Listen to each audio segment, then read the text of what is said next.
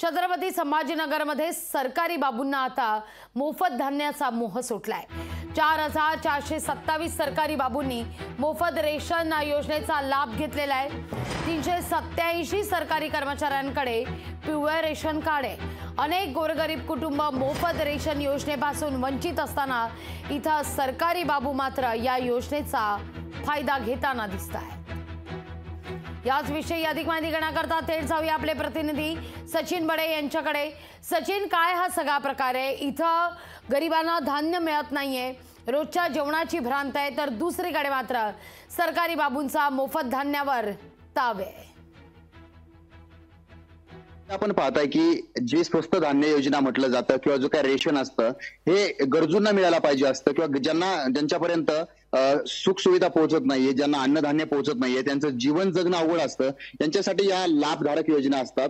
मात्र या ठिकाणी 4500 पर्यंत शासकीय कर्मचारी आहेत ज्यांचं रेशन कार्डच्या यादीमध्ये तर नाव आहेच, मात्र ते या ठिकाणी लाभ घेताना सुद्धा पाहायला मिळत आहेत। शासनाकडून विविध लाभ मिळतात, कारण जे वेतन असतं तर वेतनामध्ये विविध प्रकारची लाभ त्यात इन्क्लूड केलेले असतात, त्यात सहभागी असतात। मात्र तरी सुद्धा 4500 ही नावं समोर आल्याच्या नंतर ही धक्कादायक माहिती समोर आलेली आहे।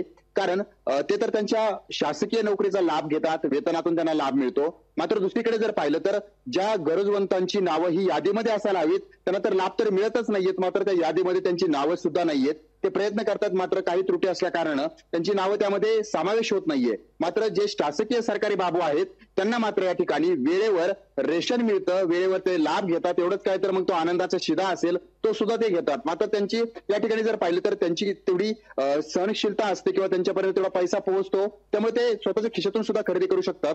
मात्र जे काही गरजवंत असतात त्यांच्यापर्यंत ते पोहोचत नाही, तर त्यांच्याकडे जर पैसे नसतील तर या रेशनचा ते फायदा घेतात। मात्र शासकीय कर्मचारीच त्याचा फायदा घेत असल्याचं समोर आलेलं आहे।